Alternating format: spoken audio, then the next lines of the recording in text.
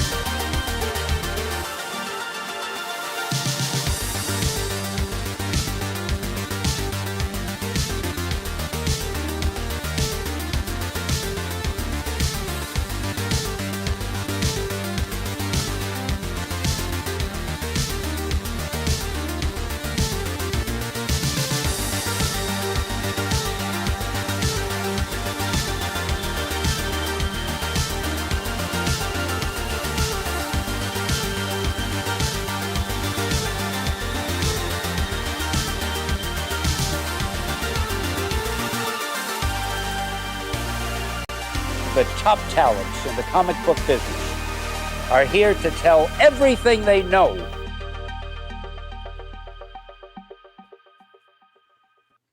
Welcome, everybody, to another Tuesday night.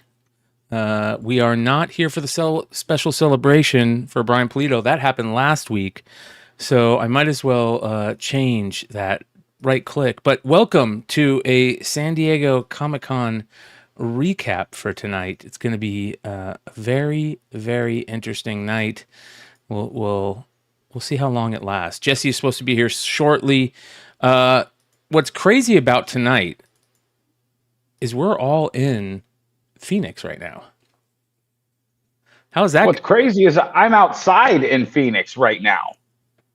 Yes, you are, which is very crazy because when Dennis and Yee got in town, it was 116 degrees out. No, it was 18. 118 degrees out. It didn't get 16 until we got out to the cooler suburbs. Oh my gosh. Yeah. So there you guys go.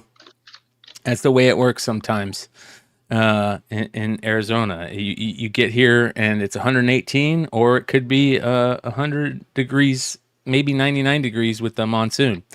But that being said, Jesse will be here shortly, so it'll be a lot of fun to talk about all of our experiences at Comic-Con. But for the most part, you guys, we have stuff to talk about for the next month at least. Right, Dennis? I mean, I think it's been pretty amazing. It was what was crazy was everybody in the audience is probably like, oh, cool. Jesse, Dennis, and Brian all went to San Diego together, and that we saw each other for a total of 30 minutes once, and Jesse was eating during that time. Yep. So we didn't have a lot of talking. What we did was we kind of each did our own thing, and then would come back and kind of coalesce on what we had all been through, and then we'd go out and do our own thing again. Yeah.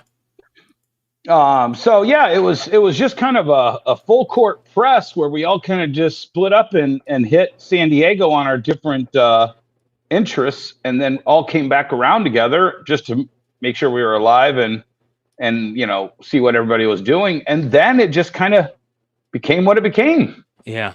It was a great show. The way that San Diego works for most of us that I can think of on this channel is you go to the con, you walk around the con, you say hello to people, you try to buy things. Most of the time you're not able, you're so busy talking to people or doing other things, and then you bounce out for lunch. You talk to a bunch of people during that time. You go back maybe for an hour or two, and then you're out for the rest of the night. And we're not all together all the time. Like, I think we only met up maybe 2, 3, or 4 times max throughout the con, right? Yeah. So it was pretty amazing. It was probably the best con, not by far, but it's the best con. How many San Diegos have you been to? I never asked you, Brian. Probably 11 now. Okay. 11. When did you start? 2000.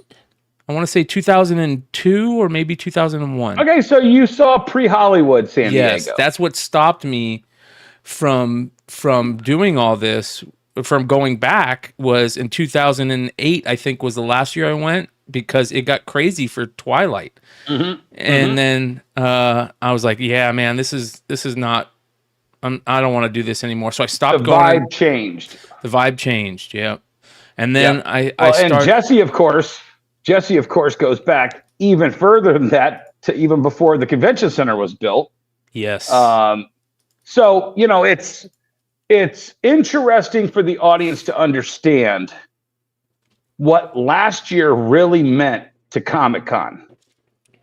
And I think that when it was the Writers Guild strike and all actors sided up with the Actors Guild, or the Actors Guild sided up with the Writers Guild and said, we will boycott all promotional things for everything, which meant a total blackout of Hollywood at San Diego. And with that came this crazy thing of comic books were important again at Comic-Con. Yeah. So it was a great thing to see. And this year, honestly, it was still, the thing is I saw all my comic buddies. All my comic buddies were doing really good.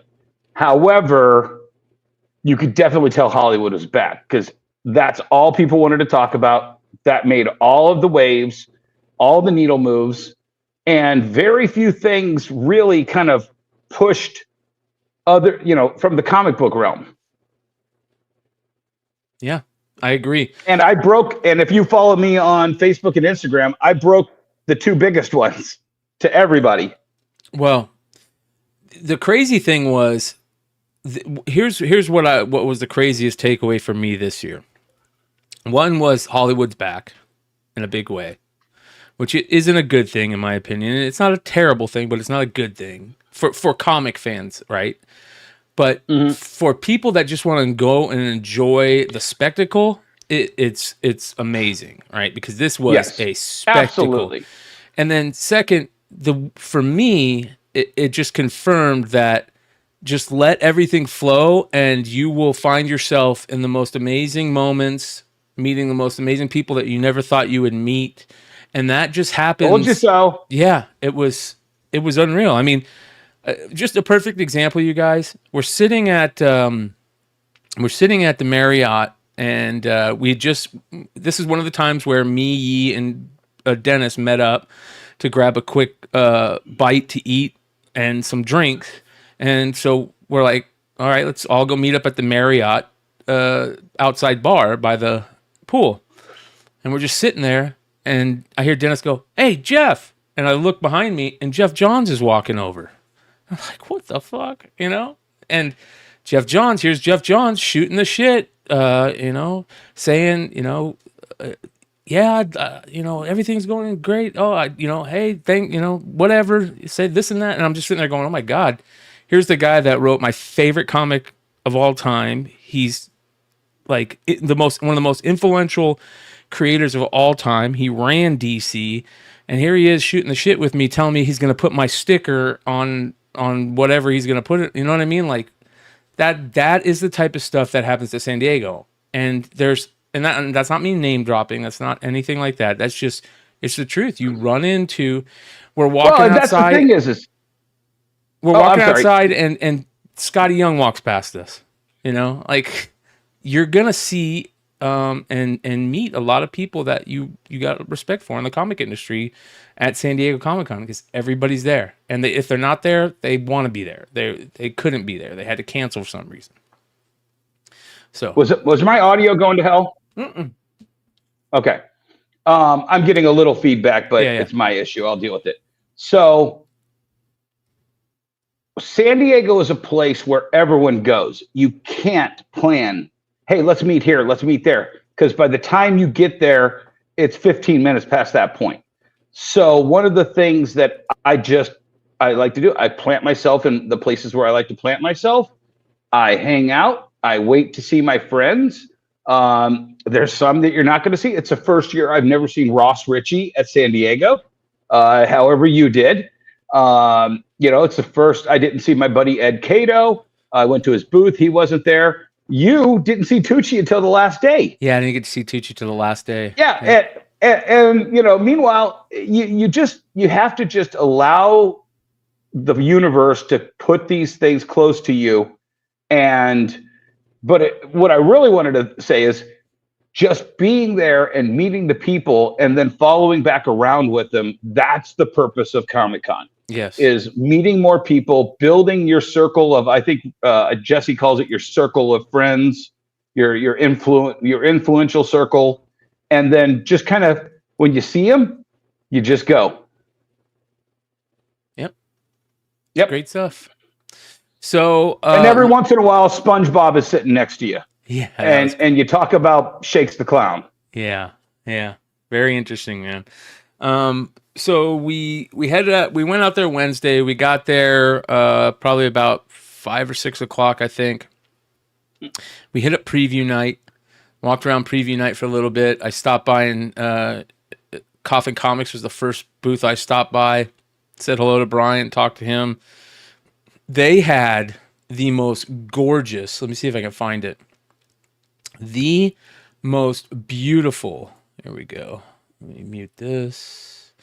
Statue that they were They're freaking hot. right? They were revealing at the show. And I mean, look at this thing, you guys. Let me find this here. This thing is probably one of the most beautiful statues you're going to see. And I got Brian to do a little, here you go, check this out. We'll just play it for everybody because it's cool as hell. Wow! Look at this, you guys. This is the J. Scott Campbell Coffin Comics statue. Talk a little bit about this. What's up with this? What you're looking at, everybody, is the J. Scott Campbell Lady Death Gothic Statue Series. This is the main edition. We will be offering this in October through Kickstarter. There'll be 4 main editions. Now, a lot of talented artisans involved in this, but J. Scott Campbell himself was involved in the entire prototyping process. Art directed by Joe Allard, sculpted by Jack Matthews. These are all like top people in the field. Jack Matthews is like the guy to go to for J. Scott statues. There it is. It will be available. More information to come, including the retail price. It's based off a classic image, as you can see. And yeah, coming at you via Kickstarter in October. Coffin Comics, full effect. All set up. 2 weeks from now, Lady Death, Eternal Sabbath. September, Mike Moore. We're showing our wares here at Comic-Con International. Hell yeah. So that, I mean, And his booth is huge, sticks up. It's a giant billboard to Lady Death. it's the first booth when you walk into con. It's literally the first booth when you walk into the con. It's pretty amazing. So that was cool to see them. J. Scott Campbell, we walked over to J. Scott Campbell's booth. He's got these freaking 20-foot banners on pillars at each of the corners of his booth with his characters on them. It's massive. I mean, just how much do you think that cost him for that whole booth? $250,000. Oh my God. It was unreal. And then he proceeded to sell out in less than 6 hours, right? 3 hours of preview night and 4 hours in the morning, 3 hours in the morning. Yep.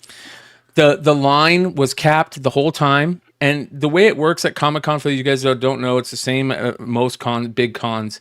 They'll cap the line, and then they'll tell you, you can't stand around and wait for the line to uncap. You have to walk around. So you just do loops, right? Yeah, you see Chucky in the comments, and it was nice meeting Chucky. Oh, yeah. Chucky says, I looped J. Scott twice. Yeah. And that's exactly what was happening. Yep. And the dude came out from J. Scott Campbell's booth and was like, we're standing around, we're kind of slowly looping. He's going, you guys, I just told you 5 minutes ago the line is capped. Get out of here. And he would keep saying that. And I felt like being like, bro, this is the biggest variant at the con. This is the booth everybody wants to go to. Why you got? What are you doing? Like, and honestly, with the amount of fans that J. Scott has and the way San Diego sells tickets, I think it's a big mistake to sell everything to the people on Wednesday and Thursday, because it's not the old days of San Diego where you just buy a weekend pass or the week-long pass and you get free preview night. This is literally people who get one day now. Like when you're in the queue, you might only get Thursday and Saturday. You might only get Friday and Sunday. You can't just buy a weekend pass, a normal person.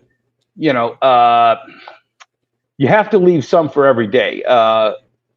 That's just my opinion. Yeah, it was stupid, dude. It was really dumb. But, it is what it is.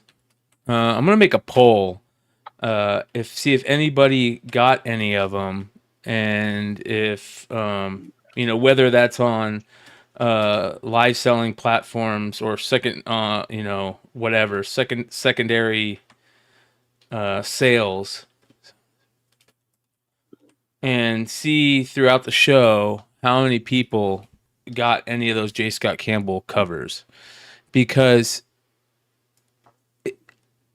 a lot of people were complaining on the interwebs that it was just all whatnot sellers, whatever. Here's the other interesting thing that I do want to talk about. I don't think I heard the term or name whatnot once the whole weekend. I didn't see a whatnot symbol. I heard it twice, and I'll tell you when I heard it. One time, somebody was like, Cowabunga Pizza and whatnot. And they were like, oh, is this an official Turtles event? And I was like, no, I think that's just whatnot using Cowabunga Pizza. I don't think they have the Turtles name to use, or maybe I don't know. Well, they have a bunch of Turtles variants, I think. And the other time I heard somebody was like, oh, I haven't seen whatnot at this. And that was about it. It's like in 2 years, and of course, people come up to talk to me about whatnot because, my infamous blow up.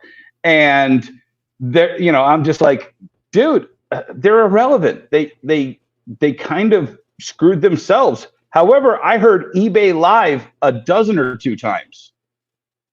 Yes, that was what was very interesting. And I was talking to Jesse about that today. The fact that, everybody was buzzing about eBay Live. I mean, if you guys didn't see it, Clutch had so many big, heavy hitters on his eBay Live show. He had JSC on there. He had Robert Kirkman on there. I think Todd McFarlane might have been on there with somebody. I know Maria Wolf was on there with Drew. Marat Michaels was on there with Drew. Robert Kirkman was on there with Sean. Yeah, Robert Kirkman with Sean with Big Clutch. I mean, there was so many things, and everybody. Didn't Jay Scott do one with Sean too? Yeah, Jay Scott did it with Sean. Everybody was buzzing talking about eBay Live. It was very interesting. And the reason I bring this up, you guys, is because last year, the year before, and the year before that, last year and the year before, Whatnot was everywhere. I mean, you saw their Whatnot bags. Everybody had one. You saw their banners everywhere. I mean, they put on a spectacle, and you didn't hear a peep from them this year. It was very weird. Very weird. So, Chucky says they sold some of the J. Scott booth banners. Wow. Card Vibe says Whatnot was in full force at the National. That makes sense. They haven't burned their bridge at National because all they do is breaks and card sales. Yeah. Although they've had a couple scandals involving some of their sellers through cards. Oh yeah, some big scandals from from the card world this week, I know. But so that was pretty interesting. What else? I mean, it was just here's the other crazy thing. I'll tell everybody. Go ahead. Speaking of cards, the first day I walk in and I see Panini's there. Panini's got a booth there, right? And they're selling cards at the con. They have mega boxes for Optic, basketball, football, Prism, basketball, football. They have mega boxes for all their products. And they want $85 to like $100 a piece for each mega box. Secondary retail. Yes. Yeah. And that pissed me off. It's like, what are you doing? You should be selling these for cheap here. Like this. Yeah. This is where you get new fans. Yep.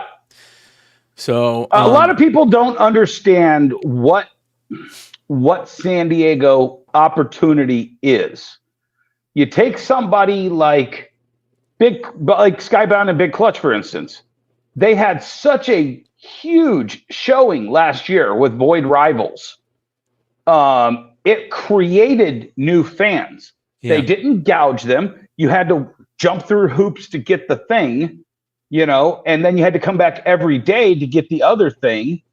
And that creates a buzz, that creates constant, rotation. You might not get all of it. I didn't get all of them, but you're going to get something to whet your appetite. And you don't just sell out on the first day. I think Jay Scott could learn from Skybound. I think Panini there's a lot of the companies that could learn from Skybound. And then, there's that company Roosevelt that I hooked you onto. Yep. That Big Leg already knew about. Yep. They had a different shirt for each day, including preview night. Anything that didn't sell on the first day went to the second day. Then it would sell out on the second day. Then that shirt, if there's any left over, you might only be able to buy a 3X on the third day, of the first day shirt or second day shirt. But it kept the fans of that coming back every day. Yeah. Panels is something that I usually don't go to, right? I usually don't hit up panels. There's just too much waiting, too much, going on. And I just would rather spend my time on the floor usually. Well, this time it was very interesting. You got me to wait for 20 minutes in one line. And then I was like, peace out. I'm out. Yeah.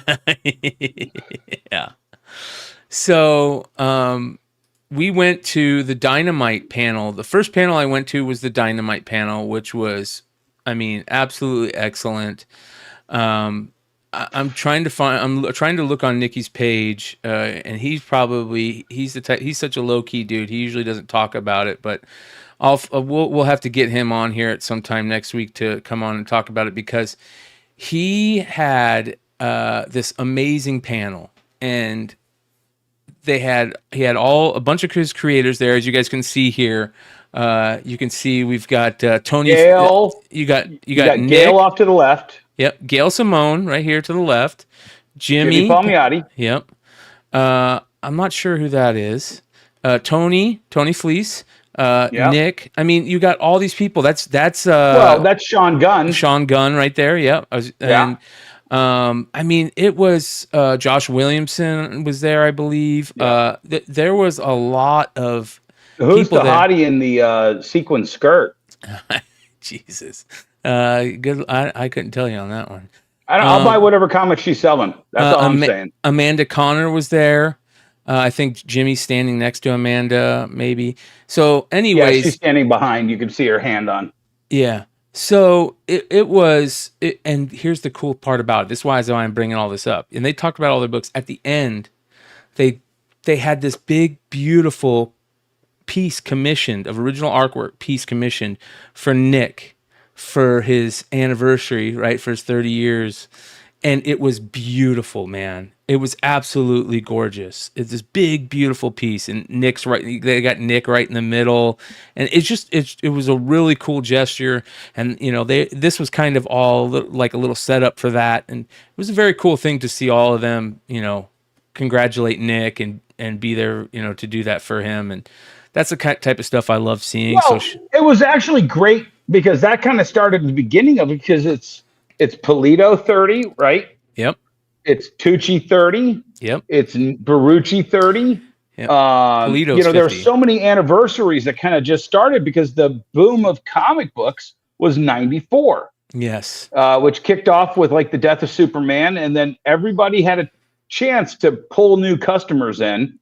There were so many 30th anniversaries and all of that it was a great week to celebrate. Yeah. Absolutely amazing. So Billy was at panels the whole freaking time. I probably stopped by his booth 6-7 times to say hi to him, and every time but the very last time he was at some type of panel, being congratulated for 30 years of She, which is amazing, absolutely amazing. So, what else did we do? What else was Thursday? The first day. Well, go ahead. I was going to say, we was it Wednesday night or Thursday night that I think it was Thursday night. The first place we hit up was, we went to that pizza place and we met up with Gary at Neurotic and his that was Wednesday wife. night. That was Wednesday night. Was it Wednesday night? Okay, I apologize. Yep. So that was cool. That was a pretty cool Gabe thing. El Taib, Gary from Neurotic and his wife, Side Scroller, Stutter and Craig, Alan Ying and Chris Gore from Film cool. Threat. That was crazy. Yeah. So, Funhouse goes, do you want to know what we did all weekend? I couldn't tell you. I was too busy at Comic-Con. So that was cool. That was a pretty cool event. And then I left from there that Wednesday night and went to Nobu. I had sushi for the first time, which was crazy for me. I'm out here in Phoenix. We don't get fresh fish very often, so I stay away from that sushi. So I had sushi for the first time, which was cool. And then Thursday we did the panel. Thursday night, it was all a blur anyways. So I wanted to kind of open it. I'll tell everybody. So because we obviously do the industry show, and I like to keep tabs on the comic book industry. I went to the Comics Pro breakfast on Friday morning. I'm not really loved and welcomed there. Go figure. No. But it's open to all retailers, and it's an open track that you can just go in and check it out. They usually have food, but the sponsors didn't order enough bagels, and apparently they were all stale anyway. But they had coffee, and that's all I cared about. And it's really interesting. I know I shit on them all the time. They don't give me any reason to not to. They sat up there and bitched that sales are declining, that they did a retailer survey, and the retailers said that they're all hurting, they're all down, they're all, not making the money they used to. And it's basically what Jesse and I tell everybody on this show, which is you have to find the alternate forms of revenue to sustain you in times like this. And these guys keep trying to push on this one business model that isn't a 100% sustainable business model. When you are down 20%, you absolutely have to figure out, how am I going to make up that 20% and maybe even make it 20% more? They don't do that. They have a whole lot of things that you can buy, and they have a lot of offers like, well, we have these consultants that'll help us. Yep, there we go. We have these consultants who will help us save money on these things that you buy. Okay, well, we're already buying them, and that's not what we're expecting you to do. We need you to negotiate cheaper prices. You need to be working with the publishers to get us better deals on certain things, especially now with 3 different distributors that every one of those retailers has to order from. And yeah, it's my slant on the thing, but the amount of stuff that they talk about with diversity and all this stuff, that doesn't matter. You hear Jesse and I talk about it. It doesn't matter. When the customer comes in, you have to have the comics they want. Yeah, actually, if you go back a page, that's the guy who started crap with me at the Diamond, the guy on the left there, Marco. No, go one more. One more. There you go. That guy on the left. No, you went 2 past. Well, I started crap with him, but that's a different thing. That's Adam ! Wherever Dennis goes and it's a retailer event, he's got to get into a fight. It's just like he's got to mark it off. I don't know. They get into fights with me. I didn't start any of them. So this doesn't look like it was too packed, man. It doesn't look like there was very many people there, which is very surprising. Yeah, I mean, that's the thing. That half the seats are full, and there's some people standing in the back, but that's just people who didn't want to sit down next to me. Brian Hibbs, the famous retailer, Brian Hibbs from Comic Experience in San Francisco, he's sitting reluctantly next to me because I sat next to him and he didn't want to move. And then those guys up there, I met them. They helped me get a shirt for my son from a different booth, and I can't remember who they were, but they watched the show. So many. That was the surprise, Brian. How many people came up to me and you and Jesse and said, "Oh my God, I watched the show." Yeah. Tell them about the one retail group. It happened a lot. It happened a lot. The last day there was I missed talking to a lot of people. You always miss talking. I didn't get to see Ant from Bird City once. He was there apparently. He was there. Yep. Who else I didn't get to see Murat Michaels. I mean, we're all in Phoenix. He might actually walk by. I don't know. Yeah, I didn't get to see Murat Michaels. There's a lot of people that I just didn't get to see. and it happens. But Yeah. there was one booth I wanted to stop by at con, and I made sure to do it. On the last day, I went back into the con, and on our way out, I said, I got to stop by the KRS booth because one of the guys at KRS had hit me up and said, hey, stop by if you get a chance. And I didn't know who it was that said that. I didn't know if it was just somebody that was helping set up the booth. He said, hey, I'll be at the KRS booth. So I made it a point because he had hit me up, I wanted to stop by.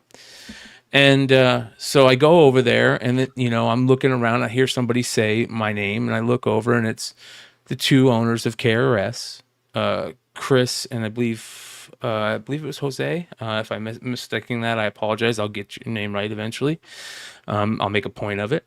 And they said, and they blew me away. The last conversation of the con was one of the best conversations of the con. I sat there for 30 minutes talking to them. They say that they love the show. There's only 2 shows that they play, and they have TVs in their store, and the only 2 things that they watch in the store are Beyond Wednesdays and Nerdrotic, Gary at Nerdrotic, and it's just on repeat. And they sat there and they talked a lot about industry stuff. And one of the crazy things that I hear a lot from people that work in the industry is the same reason that I started the show. Because I would have Dennis and Jesse constantly say to me that, so many things that we talk about, we have no idea what we're talking about. And I don't take that as somebody throwing shade at me or anything. It's Right. just, it's the truth. I know that. So they said the same exact thing. They're like, we hear a lot of stuff and this and that. But we love that you started the industry show to change that, this and that. And one of the things that they told me, and I told them, I said, I'm going to talk about this on the show. So just a heads up. And they said to me, they go, one of the things that they said to me is that they said, you guys talk a lot about print runs and about, how there's so many retailers out there that if they say that's a print run, you can't believe it, this and that. And they said to me, they go, we just want to let you know how much we care about print runs and not devaluing our product, which is such an important thing to hear from from retailers in the game, and especially the best ones, which they're one of the best. They said to me that all of their back stock, that if they or overstock, they will not put that out. They have a company called Shredded. They have bins. Shredded comes and picks up these bins once a week, once every 2 weeks. They have locks on there. They put all the extra books in there from a print run or overstock in there, and they destroy them for a couple reasons. One, they're new style hippies and they want to save trees. They specifically said they want to save trees.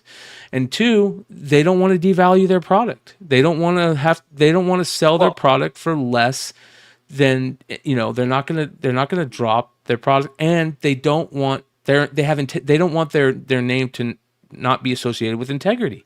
And that's an important thing. It's what Jesse and I talk about all the time. It's your brand. When you build your brand, you have to protect your brand. And if everyone knows your brand is shit, they will treat your brand like shit. Yes, you're right. And I got to tell you, get it. I got to tell you guys right here, everybody watching this right now, KRS get it. You're 100% right, Dennis. And they, everything that they've shown, I'm so glad I talked to them. And I'm going to do whatever I can to support them now because, they're the type of company that I want to support, especially in comic books. Right. So that was very cool. Absolutely. The amount of people coming up to us. Me and Dennis are arguing, walking down the con on Sunday. Why are you going to bring that up? Why do you got to bring that up? Hold on. I'm not going to talk. We're going to argue about it. So we're arguing, okay.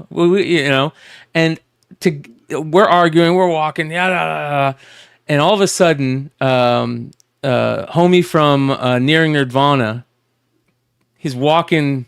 I can't remember if he's walking behind us or if he's walking in front of us. No, they were crossing us. They were crossing us, and I hear his wife go, "Hey, are you Bryan from Beyond Wednesdays?" And I go, "Yeah." And she goes, "We love you. We watch you all the time." She's literally this tall. And her husband, is like a monster. He was taller than you, Bryan. Yes. And he didn't want to say anything because he didn't want to bother us. But his wife was, thank God she did. She said something, and we sat and talked to him for another 20 minutes. And it was such a good conversation that the argument was just like out of our heads. You know what I mean? Gone. And that's See, the here's type. the thing. That's the type of thing that I love. It's never be shy at San Diego when you see somebody. And I hope Bryan slightly learned that lesson a little bit more because of that interaction. You because guys, she was like, here's the thing. Yi walks up and she's like, oh, and do you know Yi? Oh, Yi's a Yi. Yeah, she knew all the nicknames. She knew all the things, you know, and so like that's a super fan, and she shouted us out. Like Bryan was like, no, don't call them over. I'm like, dude, we're fans of theirs. They want to be recognized, just like we loved being recognized by. I didn't say two. Don't call them over. What Dennis is getting at is, so you guys, if you watch me for the longest time, you guys know me. I'm very low key. I don't like to cause not necessarily problems, but I don't like to cause bring attention to myself, right? And maybe that's from my past, and like, you know, I try to you know, just kind of stay under the radar. Lord Tapman, what's up, brother? Much love. He said, hey, what up, fellas? So I try to stay low key, and I'm just not the type of person that will like yell at somebody, or not necessarily yell at somebody, but like, you know, make my attention, make myself known. I'm just not. And Dennis is the exact opposite, you know. And Dennis will call over anybody wherever he's at, no matter how far away they are. And it was a lesson for me that like it's not a bad thing all the time. You know what I mean? So you pick and move, and I got to be better about that. You know, that's just who I am. I'm very low key. But I wouldn't have met Jeff Johns. I wouldn't have met, you know, a lot of people if it wasn't for that. Hey, what's going on? You know, I'm just. Well, and here's the thing, because now you know you've been there, going there forever, but people walk through there with blinders on. Apparently, I walked past Kevin Eastman twice, and nobody told me until like we're 15 minutes the opposite direction, and I'm like, "What are you talking about?" Kevin's like one of my best friends from 20 plus years at San Diego. If you just said so, I would have yelled out, you know, "Hey, Kevin." And we would have had a great talk with Kevin Eastman. You know, you can't be shy, because if you know, they could be two, you know, when you're going through, there's actually 4 lanes. There's the 2 lanes. Every aisle has 4 lanes. There's the 2 lanes standing in front of the booths. And then there's the 2 lanes trying to get to the other place, going the opposite directions. You could be 5 feet from one of your best friends and not know it. When you see them, you better yell at them so they come over to you, and you go over to them, or you're going to be pushed the opposite direction, and you won't see them again for the entire convention. Yeah, we were walking, and shout out to King of the Golden State. He's in the chat. He says, "Hey, Dude. I know these guys." And let's talk about like the tallest motherfucker at San Diego. I mean, that's King of the Golden State right there. Yeah, you're not going to miss King. I was like, I've seen him. I figured he was tall. However, I didn't think he was that tall. I got a neck cramp talking to him. Yeah. Yeah. So that was cool. Second year in a row we've seen him there. We hung out with him for a little bit. He went and hung out. I forget where we went to. We went somewhere. We went to go look for Bird City, and Ant wasn't there. But yeah, man, Then I lined up everybody up. I put King of the Golden State first, Big Leg second, Bryan third, and me and Yi were off to the side. It was kind of like the evolution of Comic Man. Yeah. Very, very rarely you see too many people that are taller than Leg, and King of the Golden State was much taller than Leg. So he sits down at a booth at Red Hood. Yeah, he was at Red Hood Comics, and he sits down at Red Hood Comics booth, and he's as tall as people walking by. So it was great meeting you, King of the Golden State. Yeah, very, very cool. What else? So back to Comics Pro. Did you see anything at Comics Pro that made you go, okay, this is a good thing? No, they don't talk about anything. They just jibber jabber. We're working on a new system to get all the publishers to get us the metadata so that we can collate it and find out what books are selling. And this is really important to us. And then sometimes the publishers won't put the variant number on the thing, and then we have to go ask them for it. And that, I'm like, nobody cares. Tell us what you're doing to get these companies to produce more stuff that sells. You know, tell me that you see that manga is selling and you're helping push Marvel and DC into creating more manga crossover books. Tell me that's what you're doing at your little meetings in Pittsburgh. That, you know, you see that manga is, but here's the thing. Most retailers aren't covering manga. They're not selling manga. I buy manga. I'm seeing the results. They don't. Yeah. Or if they do, you know, some of them, I think some of them keep the information to themselves. They don't understand the Gary Reed rules. Share your knowledge and experience freely. Yeah. Did you stop by and see do you stop by and saw Dirk Manning? Did you see Dirk Manning? I didn't. Where was he? I didn't know if he was there or not. I was asking. Oh no, I didn't see him. Okay. I don't think he went. Okay. Yeah, that makes sense. Tell him about our I think it was Friday night when we went to the whiskey bar. Oh, yeah. Well, before we do that, I definitely want to talk about this. You also went to the Diamond Summit, right? This is you at the Diamond Summit. Yep. That's CB. Yep. So that was about an hour after the morning breakfast wrapped at the Comics Pro. So if you look there, you got CB Cebulski, who we also ran into on the last day. Yep. You got Dan Buckley, who's the president of Marvel. You got David Gabriel, who's the senior vice president of sales at Marvel. And then way back there in the fedora is Tom Brevoort, apparently my long lost father. Yep. So they had the first panel of the day at the Diamond Breakfast. And if you scroll, I think two more. There they are. Their big announcement, which has gotten a lot of maligning. Go one more. A couple more. They talked about the Ultimate Universe, and here's what they talked about. We don't need 20 different Ultimate titles. They're going to keep the Ultimate Universe just slowly rolling out. When it's all done in, roughly 2 years, I think they said. They've got 2 years worth of stories. There might be a couple more, but they're not going to have a full line, which I thought was really smart of them. Yes. A lot of us talked about make books better and fewer, and you'll sell twice as many, 3 times as many. They're on the 8th printing for Ultimate Spider-Man right now, which is what they want to do. And I think that's brilliant. Yeah. Shout out to Still Chillin'. Yeah. So Lord of Brooklyn's going to have to explain that. Yeah. I don't know. I don't understand. But go to the next one. There we go.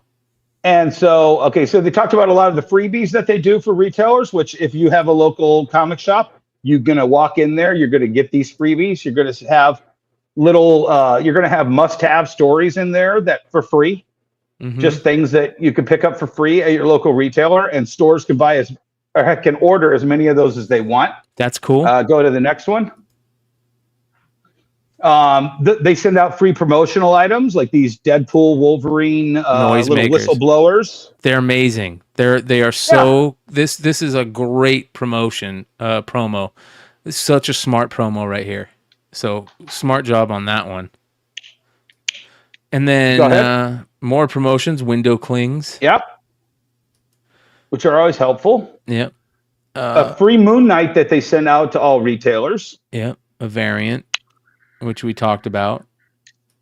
No, I think they sent the regular book too. Oh, okay. This was the big news, though. This one. And if you follow me on IG, which is right here below, at DL Barger 313, I broke this before everyone else on the internet. And this kind of pisses me off. New comic coming out, Deadpool with Wade Wilson's daughter, Ellie Wilson. Okay, that's one thing. Yep. Here we go. Very interesting. Look who's fucking writing it. Cody Ziegler.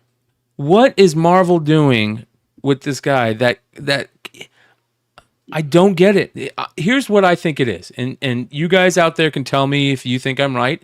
If you know, let me know if I'm right. I feel like Marvel sees this guy can put out a story a week or a story every couple of days, and even though they're complete craptastic failures, they see that he can get them done quickly, and they just keep throwing him work. Because I mean, I don't know how the last chat. I don't know how the last chat questionnaire is going, Brian. But honestly, how many people are buying books for the stories, and how many are buying them for the cover spec or the first appearance spec? It's an interesting number that I'd like to know. I can tell you right now, not very many people are buying it for the stories. That's very easy to answer. Yeah. So this will be nothing but cover, and if I'm wrong, I'll admit it. But Corey Ziegler has not put out a single story that is worth reading, in my opinion. And I've read them. Brian, I'm the last person who's going to tell you to give up your hate for a comic writer you feel sucks. I know. Because I do it all the time. I know. So and I didn't even see Mark Waid the entire weekend. Didn't they also announce a Spider-Boy, a Spider-Girl story? Yeah, that's on the next. That's on the next story. Yeah, here we go. All new Spider-Girl. And it's not the old Spider-Girl. It's a continuation of the Dan Slott Spider-Boy saga, and this is in the vein of her. Another craptastic writer in my appearance, but at least Dan Slott has a couple of decent stories behind him. I love Superior Spider-Man. Well, it's what I've been saying on this show, on my own old Facebook post. We have to nurture and get young female writers. If you want to have, here's the thing. I show stuff to my daughter and she laughs, and she's like, that's not for us. That's not for me, But I guarantee you there's a girl out there who's writing Monster High scripts for cartoons, and they had a Monster High comic book for Mattel. I guarantee you there's a young girl out there who has some chops. That's who should be writing this, not a 60-year-old guy fatter than me. Yeah. And I love Dan Slott, but he's not a young girl. Maybe they co-write. I don't know who Paco is. Paco Medina, is that the artist? Yeah, he's the interior artist. Okay, but I'm telling you, when they had the Weekend Present Starboy, that moved the needle. There's a YouTuber out there. Get Jenny Nicholson to write a young Star Wars novel. Clearly she understands the source material, and she's of that age group, the Millennial Falcon, if you guys don't know. It's just a matter of, I get it. Dan Slott puts butts in seats, but would Dan Slott and somebody else put even more butts in seats? Yeah. Here's one thing I will say. I think Spider-Boy has a great design. The design on Spider-Boy is excellent. The design on this is shit. Absolute garbage. Just not good. So, but we'll see. We'll see. Well, and honestly, the only Spider-Girl I really care about is Peter's daughter. Yes, May Parker. And maybe this is her. I don't know, but I don't think it is. Or they would have said May Parker Spider-Girl. What's the Beyblade stuff that they talked about? Explain that to me. Okay, so let me explain. It's kind of rudimentary 101. Everybody who stands up on that stage is promised, we will have, and the number was about 200 because I counted the room. We will have 200 captive retailers for you.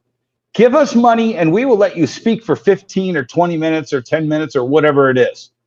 So these guys all pay diamond to have us eat a stale sandwich and a cookie and a soda for 2 hours. And we have to listen to all this shit. And at the end, we're promised some variant comic books, of which Brian swiped one of mine. Yeah. And I told him the second he showed me it, I go, I'm getting this book. I know, and I gave it to you. Yeah. Okay, so whatchamacallit over here, Beyblades, Dude Bro and his Beyblades from Hasbro, they had like 15 minutes easy of, all right, look at the exciting stuff of Beyblades, and you could sell these. And we made this much money one year and we made that much money another year and blah, blah, blah, blah, blah. And I'm like, how is this going to save the comic industry? And I think I say that. Dude Bro in the pink shirt sells us on Beyblade X. This will totally save the comic book shops. So I'm over this after Chip Benedict Arnold Mosier tells us about the distillery massive bad idea Mark II. These guys get our time and they're not telling us anything that I honestly think will say. When you hear the headline for today is at Comics Pro, comic retailers are down 73%. And meanwhile, I had all sorts of people in my chat over the weekend go, well, comic industry is up right now. It's like, yes, manga is up. Okay, if you happen to be one of the retailers selling manga as well as comics, you are up. But that doesn't mean the majority of retailers are up. I can't It's believe just true. that number is absolutely crazy. And Do you have that story? Oh yeah. Well, this is crazy. I mean, Clownfish put out a thing talking about it being down, 73%, which is nuts. And the thing is they announced that at Comics Pro, and nobody was like aghast because they all know what's happening. But meanwhile, they're talking about just the stupid shit. Well, they're definitely not going to talk about it at San Diego. You know what I mean? No, San Diego, but they should. Yeah, they should. They should. If this is true, I want to read the story and I want to check it out. But that is exactly what we've been seeing in the secondary market. We've been seeing 70% drops on 30 to 70% drops on prices on books from 2 years ago, which, for us isn't crazy because we know what the pandemic did and this and that. But man, to see a 73% drop in comics shops, if that's true. And I didn't go to the DC panel, so I don't know what new and exciting stuff DC has in store for us. But I do know DC didn't have a comics booth this year because they were crammed back in the back corner with Funko selling variant comic books. Marvel Comics is no longer in charge of the Marvel Comics booth. It is now run by Marvel Disney Marketing. So it marketed Wolverine, Deadpool. It marketed all the exciting, new movies that are going to be coming out. And after the RDJ announcement, bloodbath. Yeah. Comic book sales down 73% year on year, and Clownfish TV reports another comic book store closes down. So, but yeah, man, that's not good. But I will say this. That's one of the things that I did talk to when I talked to a lot of retailers was the fact that, one of the first for the people that they wanted to talk to the most were the reps at DC and Marvel and say, it's not going good for new sales. It's not.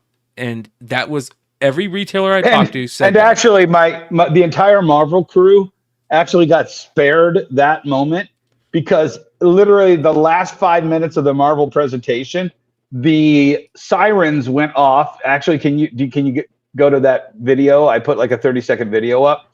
The sirens start going off in the hall, and they said, wait for a reply. Marvel rushed through the rest of the presentation. Right as they were wrapping up, it said, there is a fire. Please evacuate the convention hall. And they all evacuated out with the rest of us. And then when they're like, all clear, they didn't come back. They were like, all right, we were done anyway. Where did you put that? It's on one of my IG posts. It's a little 30-second video at the beginning of the post. Huh. I don't think I see it anywhere. You show me where it is. Keep going. Go to the all new, that one right there, and then click to the end. That's it. Oh, well, yeah, maybe it's on my Facebook then. This is the new, all new Warriors. It's like a new Warriors type team, right? That's coming out. Yeah, I think so. We don't know yet, but I suspect it's a new Warriors or a new champions. Yeah. So and it's all the young kids, and they haven't announced what the team is yet. Yeah. For writing. So very interesting. Let's see here. What is this? Yeah, we already looked at that. So yeah, that was. I don't know. It might not have went from Facebook over to Instagram. So go to my Facebook page and you'll see it. Yeah. So yeah, that's very interesting. 73% down is crazy. And what was kind of interesting too was they moved Boom to the finale of the retailer's breakfast or the retailer's lunch. And obviously Boom just got bought by Diamond's biggest competitor, Penguin Random House. And it was just really awkward. And even they said, the industry is, it's changing. And, they kind of put up there, hello retailers, hello people, hello partners, hello change. And they talked about what they're going to go forward with. They didn't have a lot of details. And it was just awkward that they got shoved to the end of this presentation. Everybody was ready to get up and walk out to get their freebies. It was awkward. Yeah, it is kind of interesting. But I will say this, Boom had one of the biggest cons for like cool stuff happening. I mean, if you guys didn't know this, Keanu Reeves showed up at the con and accepted an Inkpot award. You know what I mean? That's a big deal.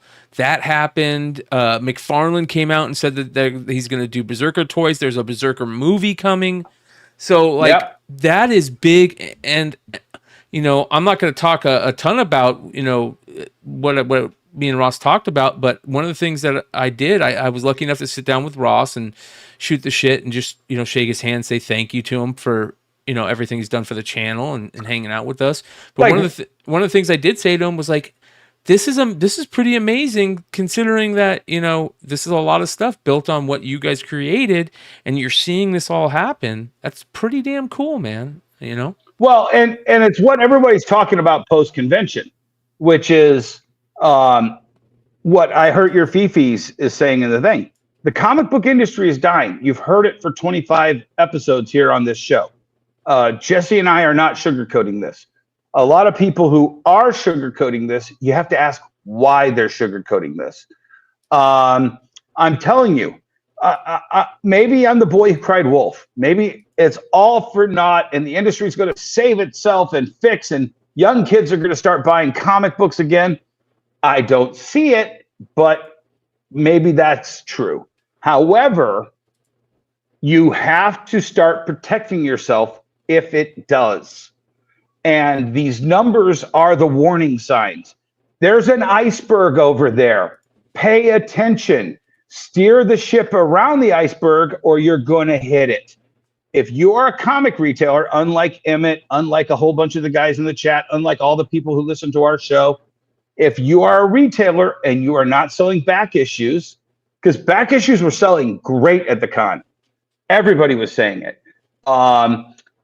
If you're not selling secondary items to sustain yourself, role-playing games, vintage video games, there's so many avenues that you have to open your mind to help you weather the storm, to help you steer away from the iceberg.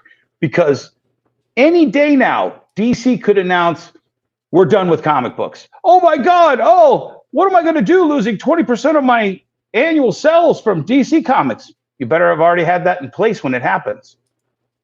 What if Marvel cuts their line by 50% because they realize we can make half as many great comics and sell just as many? What's going to happen? You have to protect yourselves, and that's what this show's about. Obviously, half of the guests on our show are doing Kickstarters going directly to the fans.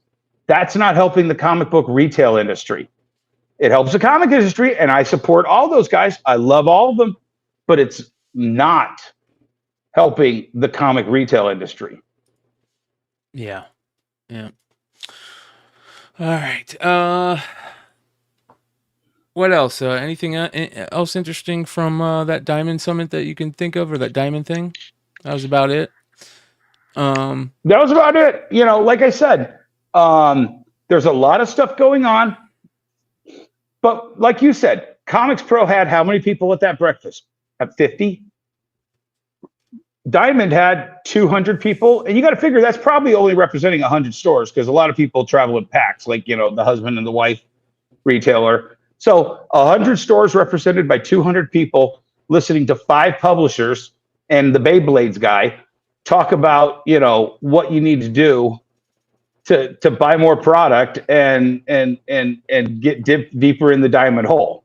Yeah. Okay, I get it, but there wasn't one person talking about back issues. You know, like, hey, you need to expand your store to be back. Hey, Dennis, what's your success? I will tell you. Just wait 5 minutes. And I had to explain the entire concept of my store 20 times, and I loved every time that I had to explain it. Well, yeah, you're right. There was a lot of, I think some of the biggest news, obviously, from the con was the Hollywood stuff. And you couldn't swing a dead cat without hitting something that was Wolverine and Deadpool. I mean, it was crazy. This was immediately after the Hall H showing, and you saw people with the popcorn buckets. They literally look like fleshlights. I don't care what anybody says. There are people that are going to be trying to stick their dick in these things, guaranteed, and maybe that's why they made them. But this was very interesting, and we ran into people that, shout out to Chucky. I was going to ask if Chucky made it, because we ran into a couple of homies. Shout out to them. I don't want to out them, but they said that this absolutely blew me away. They said that they got picked to go into Deadpool, and they had the email, right? And they went to Hall H, and they didn't get in because they fucked up and they let a bunch of people without checking their badges. People were just like either reprinting email things, and they weren't checking to see if they're on the list. And like a ton of people didn't get into Hall H. They just didn't. Yep. And that is a big fucking problem. That was one of the biggest things. That shouldn't have happened, man. And I told the homie who said that to me, he goes, yeah, man, I went there and they wouldn't let me in. And I go, dude, you must have went through the biggest high getting that email saying you got picked to the lowest of lows, them telling you can't get in after standing in line to get in. Like, well, and here's what I will say. It's so simple. They have people lining up for those Hall H presentations hours in advance. All of those tents that we walked around and that were nice and cool and in the shade, and they had lots of people lined up cattle style in those tents. It's simple to go through those lines and hand out wristbands after you've checked and confirmed the email confirmations. Give them a ticket. Okay, maybe they'll swipe the ticket or whatever. Then give them a wristband that you personally put on them. I had one of my friends who went to so many events, her entire wrist all the way up to her forearm was nothing but different event wristbands that she had. That's kind of cool. Yeah, no, it is. Yeah, I was like, that's legit. I can't say nothing about that. I don't know how many hours she waited in lines and how many emails she had to like get into lotteries for, but there's a way to do this properly, and then there's a way that pisses off whoever this person is. Yeah. Yeah. And they don't take the time to think about how to do this properly.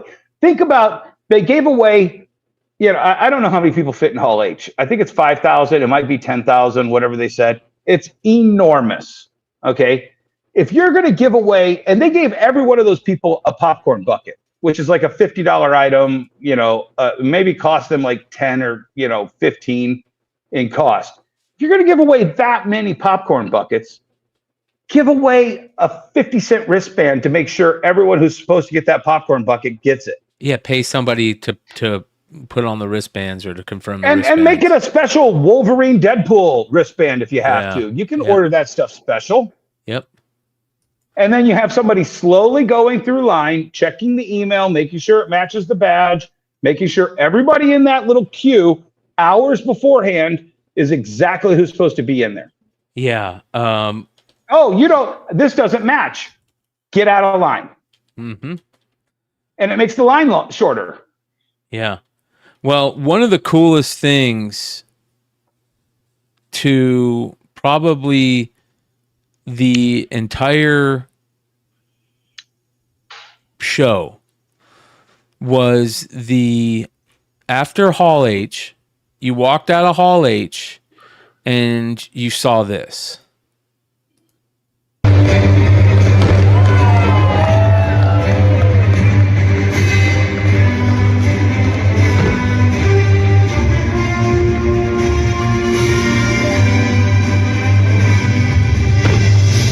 They did one of these every night, by the way.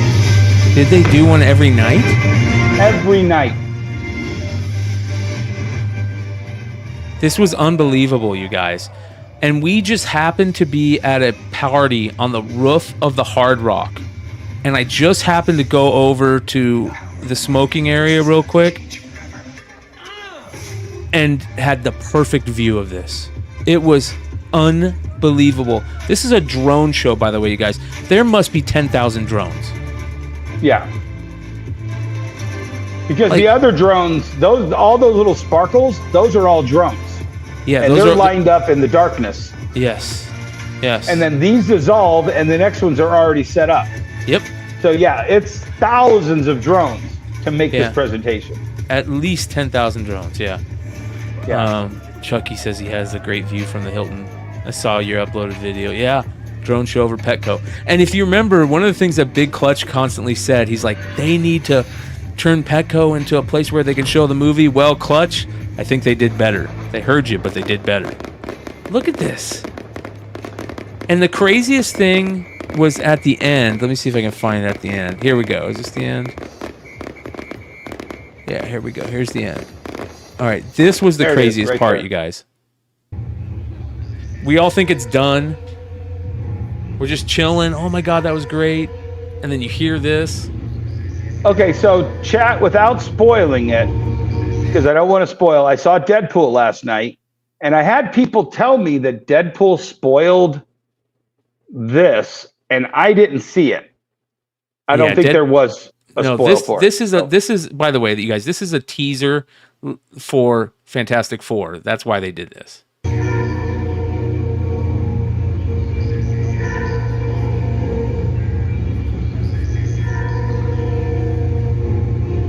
Everybody's like, what the fuck?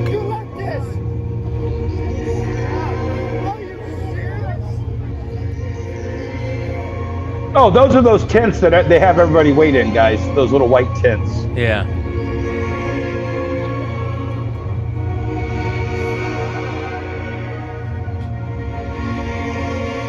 And this is cool right here, but not as cool as what's going to happen next.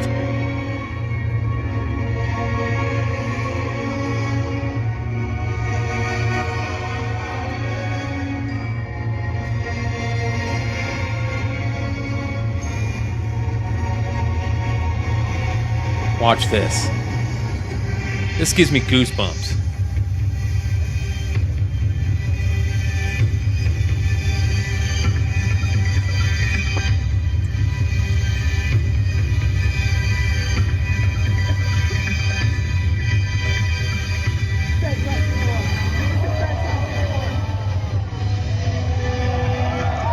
With fire?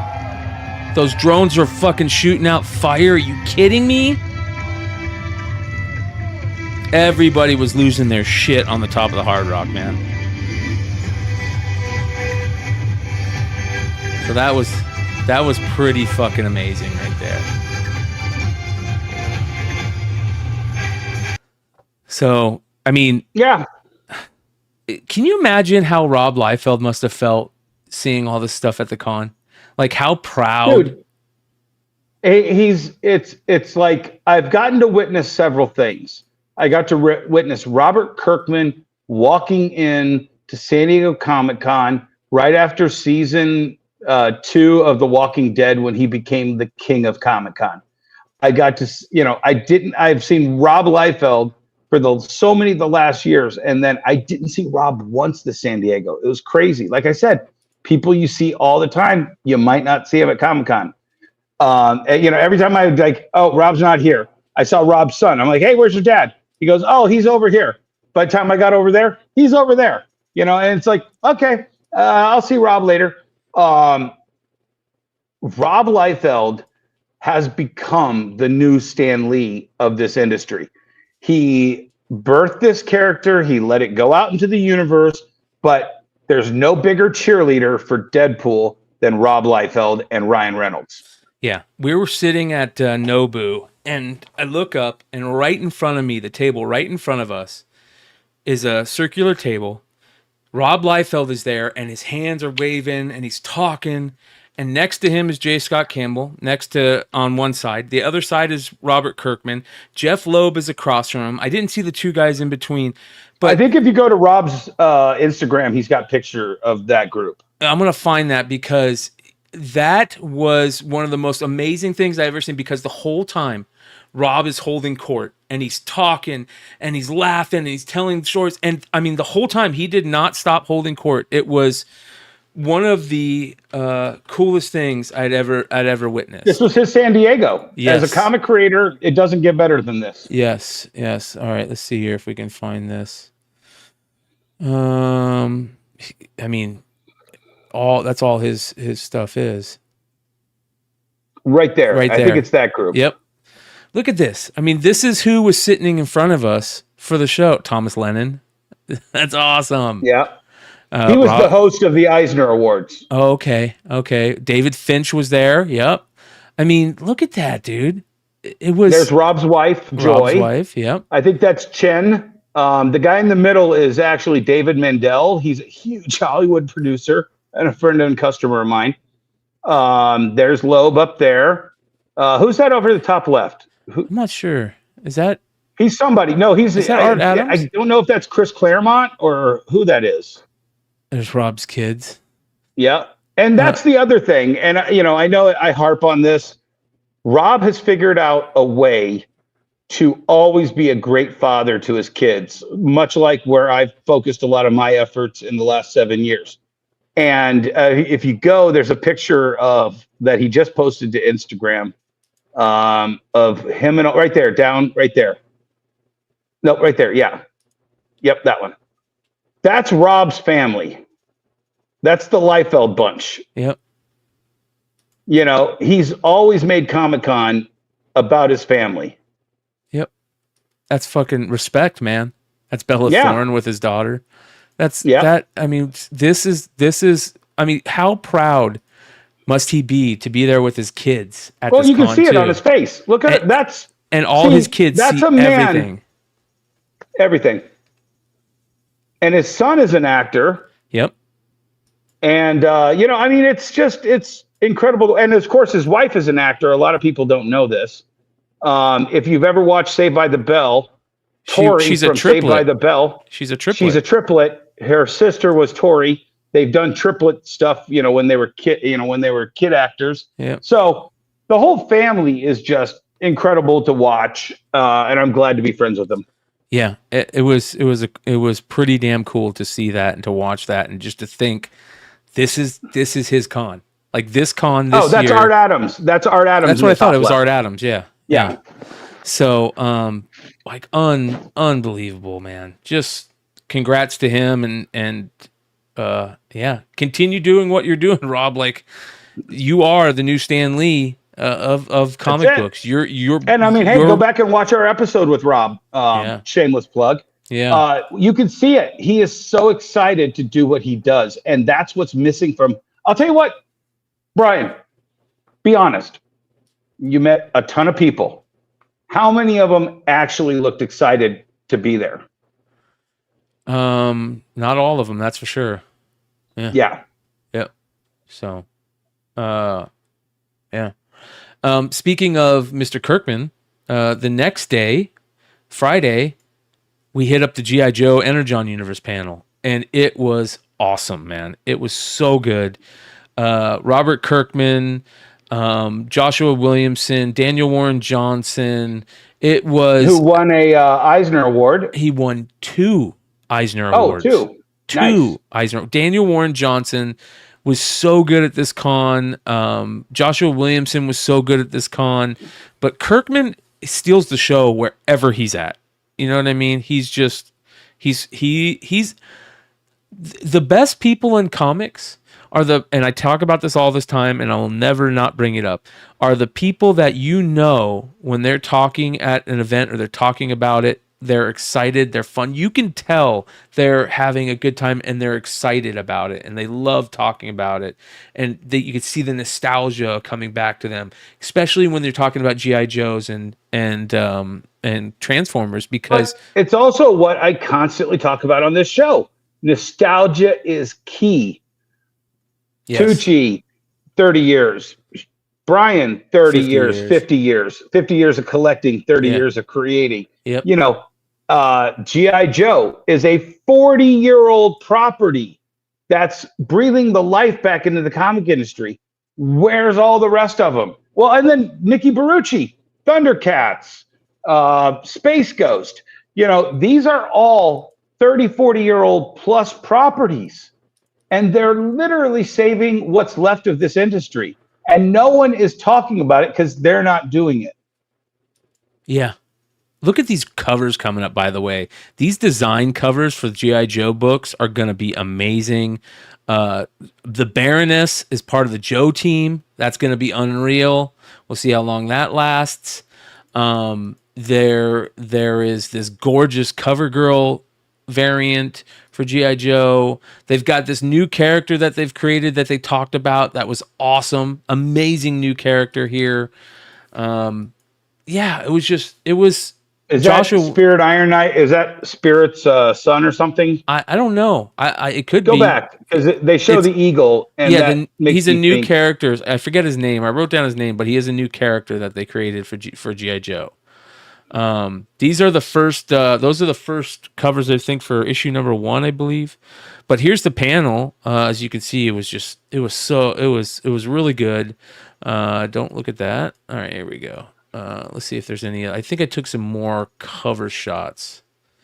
There's the Baroness on the G.I. Joe covers. These are the G.I. Joe number 1 covers. Is that J. Scott Campbell? Yeah, J. Scott Campbell, I think, did one of them. I'm pretty sure. Okay. I think this one right here. Yeah. But I could be wrong. Well, he was famous for doing a lot of the first Devil's Do ones. Yeah, 1 through 6. Yeah. Yep. And he also did 21, the silent thing. So yeah, man, it was unreal, dude. It was. Well, and then you just showed Gun Honey over there. A lot of those variants were super hot at the show.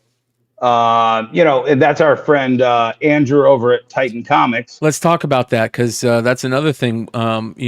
Picking up. He's having huge success with Conan. Yes, Conan was a big part. 50-year-old license. Yes, big part of the con this year was the Conan stuff. They had people signing at the Titan booth all the time, signing those Conan books, which was freaking crazy. Yeah, Joe Jusko was there. Jim Zub was there. I saw Zub and Tahini Farr the whole time, at least signing while they were there, which was amazing. Here are the exclusives that they had. They had Jimi Hendrix's daughter there signing that book. Wow. What? Yeah, I bought one. I couldn't not buy one. So here, look at these Panosian covers. Absolutely gorgeous. Panosian. I heard Panosian's name more time last weekend than I've heard in the last 10 years. Yes. Because he's solid now. Every single thing he makes is solid. Yeah. He's top 3. I picked up a couple of those. Didn't get any of those. Not a fan. No, but Jamie Lee Curtis was there. That's her. Go back up for a second. This is her stuff. That's her new horror book. Yep. So yeah. This is the Blade Runner book. This was a big hit. Foil copy of this. I didn't get any Titan books. The only Titan books I got, just because I didn't have the ability to grab them. They had the Doctor Who stuff. Those are great Doctor Who covers. Yeah. This is the only one I was able to grab. was the Gun Honey one. I grabbed a couple. Did you of get the Gun silver Honey. one? Yeah. That Okay. looks crazy. Yeah. Life is Strange. This is the Hendrix book. Yeah. Look at that. It's fucking dope. Yeah. There, and then there was And it's also by- this book. Oh, a go lot ahead. of people were talking about this Dead by Daylight. Yeah. Yep. They had the Godzilla stuff. A lot of people were talking about the Godzilla I bought a stuff. Conan shirt. I bought a Conan shirt for myself. Nice. Yeah, man, Titan was packed the whole time. They had a great booth, and Yeah. it was really nice to meet Andrew, man. He's one of those guys that, like, I had a short list of people I wanted you to meet because, and this show, guys, if you haven't figured it out, this show is Brian, Dennis, and Jesse's friends. And like I told you, kind of one of my litmus tests for people I bring to Brian and Jesse to bring on this show is if I can have an amazing 15, 30-minute conversation with them at a con, I want to see what an hour on this show will bring. Yeah. And Andrew is one of those guys. Yes. And on top of that, he was like, I'm like, Andrew, we'd love to have you come on the show, but it's 5 hours time difference and we do it at 9:00 Eastern. And he was like, no, mate, I'll stay up till 2 a.m. and do a 2-hour show with you. And I'm like, okay, done. Yeah. He was cool about it, man. Which was it was nice to meet him. And so later that night, we hear Jesse's in town, right? And I'm like, no way, Jesse's in town. Jesse was harder to find than Waldo. Yes. Jesse decided to fly in last minute, so he flew in Friday night, and then this amazing thing happens. We go hit this whiskey bar that Show me the way to the last whiskey bar. it was an amazing night. But before we start this, we got somebody in the chat. He's saying, just want to stop in and say hi. Nick, you missed it, man. I just talked about your amazing panel. But since you're here, I want to congratulate you on your 30 years and having that amazing panel. We showed pictures of it and how amazing it was to see all your friends there congratulate you and that amazing piece of art. So plan on coming on soon to talk about that. Maybe next week we'll have you come on for half a show or something to talk about it, because I definitely want to get you. I want to hear stories about that. So congratulations, man! It was an honor and a pleasure to shake your hand that day. So thank you for everything you do, brother. All right, back to where we were. Okay, so this is the whiskey bar. So we go to this whiskey bar. Absolutely amazing. And the next thing you know, we're all there. Swag showed up. Vinny and Tilla showed up. Jesse showed up. Dennis showed up. Leg. I mean, we had a great night. We hung out at this whiskey bar, I don't know, 4 hours maybe. We closed it down. Wrong. We left the Hilton at 8:00 and we closed this bar out and then still had another 2 hours at your place until like 1:30. Yeah, we went back to the Airbnb and just had a killer conversation with Swag, Dennis, Leg, And Tilla. Tilla, and Yee for like, I don't know, 2 hours. It was a great conversation. That's one of my favorite things is... Hey, Real Fake Comics, do not mention mushrooms to freaking Brian at all. If you'll hear the mushroom stories on Saturday night, you guys. I'll save those for Saturday night. Trust me, you're going to want to be there for the mushroom stories. But what was great was, so we had Swag, who is on the front lines of covering these stories about the shrinkage of the industry, this different market, that different market. We had Television, who comes from a totally another world, the AI and the hardcore rap scene and death metal scene, and then, you and me, and and Yee was there. Yeah. At your place. Yeah. Vinny, was Vinny there? I think Vinny. No, Vinny left early. Vinny left went early. home. Yeah. And Leg was at that bar down the road. Yeah. So, but it was incredible to attack the issue, which we talk about on this show all the time. What is the future of the comic industry? And we heard it from Swag's vision. We had a lot of questions because Tilla is really interested in finding out where this world is going. You know, Yee, who kind of is periphery to it, he's part of that. I don't understand the minutia of what makes this industry, you know, rock and roll, but he understood the segments that he was interested in. You are the same place, and then me where I'm from. And we were just going around the room. And, you know, it was great questions that were asked. It was great ideas that were patched. Yeah. You know, if we just put a camera on that, that could help push this thing forward way more than a 2-hour Comics Pro breakfast where they tell us about this exciting service that we should buy. You know, it just is. Yeah. Yep. Yeah, this was a good night. And Brian, and that's what I said to you first thing the next morning. That is what I come to Comic-Con for. That meeting of the 5 of us in your room was better than anything you could have put on a schedule at San Diego Comic-Con for me. Yeah. Yeah. And it went by so fast, you guys. I mean, like, I remember telling Yee, we were on our way there, and I told Yee, I go, this thing is going to, in a blink of an eye, we're going to be driving home. In a blink of an eye. And that's what it was. In a blink of an eye, we were driving home. So, but anyways, Friday night was great. But here's what I did notice. Saturday and Friday were so packed on the floor. It was unbelievable. I mean, it was more packed the last 2 years than it's ever been. And understandably so. You know, the first year back from COVID, there's hardly anybody there. The next year, it was still kind of like a little training And Hollywood period. disappeared. And Hollywood disappeared last year.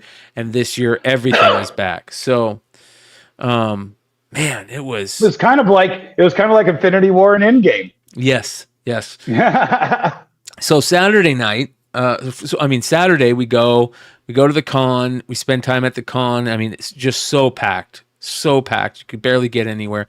But Leg wants to go to a Kevin Smith thing. We go to get in line for Kevin Smith, and by the time we get to the front door, it's already halfway through the panel. We're like, we're not going to get in. Let's just go somewhere else. So we went somewhere else, and we went walking around and doing our thing, and saw a bunch of people on the floor. Went and talked to Alex Pardee, which was very cool. Got to shoot the shit with him for a bit. I'm gonna try and get him on the channel, hopefully. Who else? Stopped by. We stopped by, talked to Josh Blaylock, which was nice. I can't remember what day that was. It might have been earlier. What's the name of that new G.I. Joe? Like, basically, Josh Blaylock, who has such a history with G.I. Joe, such a passion for G.I. Joe, has made kind of the boys' equivalent of deconstructing that military genre. Yeah. Well, he has a new book called Disavow, which is Disavow. Awesome. That's what it is. And well, that's what that is deconstructing in a more realistic fashion the G.I. Joe genre. Yes. And it's a perfect book for, this channel, because it's called Disavowed. Yeah. Anyways, let's take a look at it. Shout out to Josh Blaylock. Give my whole news statement because I got my comics shop, so all my Hey, Talking Joe. direct market. You were just seeing the first leak and release of the all-new upcoming series, The Disavowed. What can I say about this? We're not really saying anything right now, except stay tuned. Search for The Disavowed fan group on Facebook. But yeah, it's a all-new series by myself, created by myself with artist Pop Mon. And we've just unveiled we're going to have covers with Michael Golden, Dave Johnson, Steve Kurth, Adam Riches, Tim Seeley, working with Brian Sauer, very well known in the Joe community. Oh, there he is. And that's really all I'm going to say right now. So expect more very soon. And Dennis kind of let loose what it is. Which My is bad. great. He told me what it was, so I told you. Yeah. What else? Saturday. Did we do Saturday?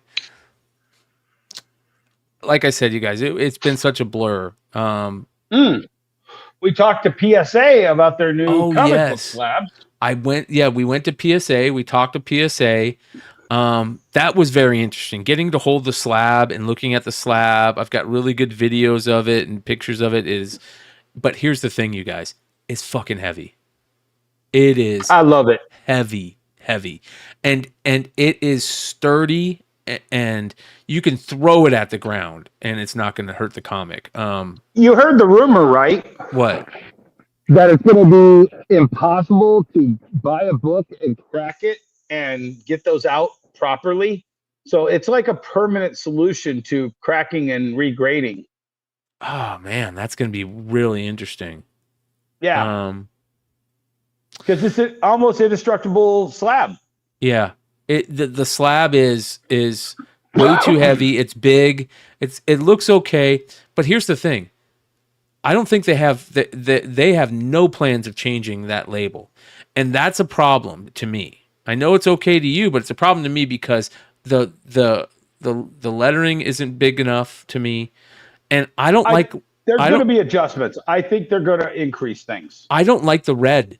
I want it to be yellow. I think it should be yellow. If it was yellow, it would pop. I think it should be. I came up with the idea, and I suggested it to them, and I'm going to talk to when I talk to the people. I think it should be red and blue stripe going around it to differentiate it that this isn't a card, it's a comic. That's what they need to do and that's what I said to him. I said, when you see that label, you instantly think card. Just like when I see a blue label, I instantly think CGC. And CGC messed up when they quit putting their blue label on their cards. Okay. Mm-hmm. You know, it's just the way it is. So yeah, Hood will crack it. Don't worry. Hood will figure out how to crack it. Yeah.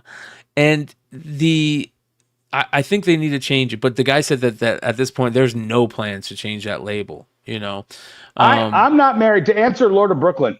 I'm not married to CBCS. I'm just never going to use CGC. I will never. I won't eat the pork. If a rat tastes like sweet potato pie, I'm still not going to eat the filthy motherfucker. I stopped. I did walk by the CGC booth a couple times, and Matt was busy the whole time talking. So I stopped by. I saw him. I said, "Hey, what's up, brother? I'll try and stop by later, and I'll give you a call." And I didn't get to see him any other time. So yeah, did they announce that? Because I already knew who was their head grader. Yeah, Mark Wilson. And oh, okay. So yeah, it's been announced. I've already said it. Yeah, Mark Wilson. Yeah. Okay, so it's Mark Wilson. His dad used to be an early grader. He used to work for CBCS. There's a lot of things that are people talking about. It's good. Let's get this out. Let's get these discussions going. But when it comes to Comic Book Investments, is that the guy's name? His dad is the head grader? I'm not for sure. Like I said, I think I've met him a couple times. I don't know. It's a matter of, once again, we talk about these middlemen who come into our industry. And this is somebody who's not one of those middlemen. The PSA is coming into our industry. But guess what? CGC started it by grading cards. Well, here's the interesting thing. I got to be honest. When this gets out, it's going to be interesting to see how they play it off. Because, yeah, this guy's dad. This guy's pops is the new grader. Here he is talking with his son about it. Right. This is him and his dad. So this is it's gonna be very interesting to see how this plays out. Wow, he's ripped. His dad is ripped. Oh, they're both pretty. Yeah. Oh yeah. So, they're gonna catch a lot of heat about this. I imagine. I don't know if it's necessary. I don't. We'll see how that all plays out. But this guy's hopefully will do the rounds, and I hope that he'll be a little bit better about being on other shows and other channels. He's going to go on this channel and talk about stuff, hopefully. But this is a huge deal that the new head grader at PSA for comic books will have some type of finger on the pulse because his son has a YouTube channel, right? And a big YouTube channel, 20,000 subscribers, that's a big deal. So we'll see how that all plays out, man. The PSA thing was pretty crazy, and they had tons of books, so you could see them. They had copies you could pick up, look at them. They had people that were talking at the show. It was interesting, man.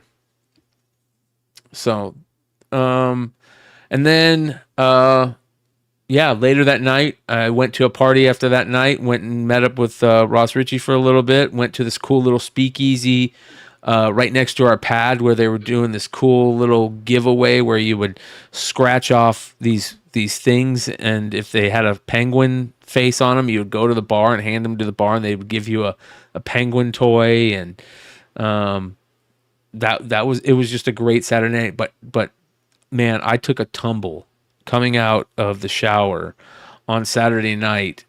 I was getting ready for the party. Drew comes up to our place. I'm coming out of the bathroom all ready to go, and I didn't have my shoes and socks on, so I go to step and plant at the same time as shaking Drew's hand, and my foot hit a puddle, and I went straight in the air, came down, hit my leg, my knee, my head. Dude, I was on the ground for at least 20 minutes icing my knee. I thought I was fucked, man. I was like, oh, great. Saturday night, right before, and this happens. So I'm feeling that right now, man. I am hurting bad. And that's the other thing that I've noticed about San Diego getting older is that, holy cow, I need a day or two to recuperate. But it was everybody, Brian. It was everybody, because last year, they took away the carpet. Yes. The second they did, and even I succumbed to it, because I was telling Yi, first rule, buy new shoes. Yes. Don't go there with your old shoes. And I had so much stuff going on the week before, I didn't even listen to my own rule. And so we stopped at Walmart's on the way there, and I thought I bought a good pair of shoes, and I wore them on the first night of preview night. 3 hours, the ball of my left foot, I couldn't even walk on that next morning. So I'm hobbling through Thursday morning, and then Nance Romer from Diamond Comics is like, sweetie, there's a Skechers right up the road on Gaslamp. I made a beeline, and it was a block away from Brian's Airbnb. And I bought a $130 pair of Skechers that I probably could have got for $60 at home. Yes. Didn't matter. Saved my life. I could finally walk again. It was perfect. But, those floors are brutal. The older we get, the more brutal they're going to be on us. First rule of Comic-Con, have a great pair of shoes. Yes. I saw one guy in flip-flops, and he was, you saw, yeah. But I saw a guy in flip-flops, and I'm like, are you crazy? And sure enough, he was like, yeah, these flip-flops were a horrible mistake. Yeah, it was nuts. Here is our homie from Team Nerd Herd that we were talking about earlier. We saw him and his wife. Yeah. Roberto. Yeah. So yeah, and he's hunched over just to get in the picture. Yeah, just to get in the picture. This is right after we saw on our way out. We also saw Gary and Chris. Yeah, and they gave us hats, which was that. So we got a picture of this. This was pretty funny. We're walking out, and we had already seen him earlier in the day, and this is on the last day. Show him my hat from one of the other pictures. Yeah, this is they gave us these Friday night tight hats, which was cool. And you guys, I don't wear a hat, and there's only 2 hats that I've worn in the last 2-3 years. This hat that they gave us, and Dennis's hat that he made. Dennis, do you have that hat? There's got to be. I don't. Picture. It's in my bag back there. Here's a picture of it. Pictures. So if you guys look at this picture, Dennis was walking around the whole con. That's the voice actor of Ken from the original Battle of the Planets. Oh wow. Gotchaman. And I had him sign the cover of the guy I went to high school with, Tommy Lee Edwards, did for the Ken comic. Wow. But that's my hat. If you can zoom in on it, make the comic industry great again. And that was such a conversation breaker. Yes. Everyone loved that. I didn't have one person come up to me and shout me down for having that hat. Everybody wanted to know, what is this? And I'm like, I'm working to make the comic industry great again. So I will be announcing my candidacy for president of the comic book industry. I've already picked my vice president, Billy Tucci, as vice president of the comic industry. So that was my Saturday evening. I got invited to this 20-year-old tradition that Billy Tucci has, with a whole bunch of guys. I don't even think we're supposed to even say their names. So we won't. Yeah. So, and it's all people that Billy has known for years. And they have a dinner every Saturday during Comic-Con for the last 20 years in the same Greek restaurant. And if you look, this whole restaurant is closed off for just Billy Tucci. That's amazing. Yeah. So he's my vice presidential running mate. Look at that. Look at that. Yeah. What was this, outside? That was these are outside. just- And that was just some of the fun. Yeah. I'll send you all those pictures, Brian, because I know you wanted them for your recap show. So this is the first time, I don't wear hats very often, but this is pretty cool. It's pretty cool seeing Chris Gore, man. By the way, if you guys didn't know, Chris Gore went through hell like a few months ago, and he looks fucking great, dude. Yeah. And I haven't talked about this, but Chris Gore used to live in Royal Oak, Michigan, and his LCS was Dave's Comics. And I modeled my new concept store after Dave's Comics. And he shouted out Dave. And so I clipped it and sent it to Dave. And he's like, oh, yeah, Chris used to be great. Yeah, blah, blah, blah. So I talked to him. And we're going to have a special show with Chris and Dave here very soon. Great. Yeah. I'm a big fan of Chris Gore. Good dude. So, and Gary was great. I ran into him like 4 times. He was buying really cool stuff. He showed us, he picked up an original reader's copy of The Hitchhiker's Guide to the Galaxy. Yeah. And the first edition of Star Wars. Yes. In paperback. Yeah. And he said he picked up a Hulk 181 for his kid, which was funny. And I love, one of the things that I love for dads that have kids and dads are into comics, they always start a collection for their kids, right? That's something that all comic dads do. And it's pretty cool. His kid's got a 181. And so Chris got a Make It Comic Industry Great Again. Gary got one. Gabe El-Taib got one. Brian got one. And there's somebody else. I can't remember who else got one. But yeah, so I gave away a couple of those hats. I'm going to put them back into production, and we'll be selling them on my Amazon store. Awesome. That's super cool, man. That is super cool.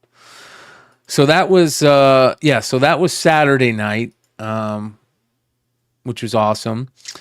And then Sunday was just an easy day, getting everything packed up. That was what was also crazy, is that, we all had a bunch of stuff, and it was nice to be able just to put stuff in a car and not have to ship stuff out. Came back with a ton of books, ton of toys, a ton of stuff. I don't think I really bought anything that wasn't to resell, other than like a couple things, Let's talk about Hasbro before we say goodbye, and you can talk about it more somewhere else. Yeah. So I always try to hit the Hasbro booth. I actually hit it like first thing Thursday morning, and they had limit two.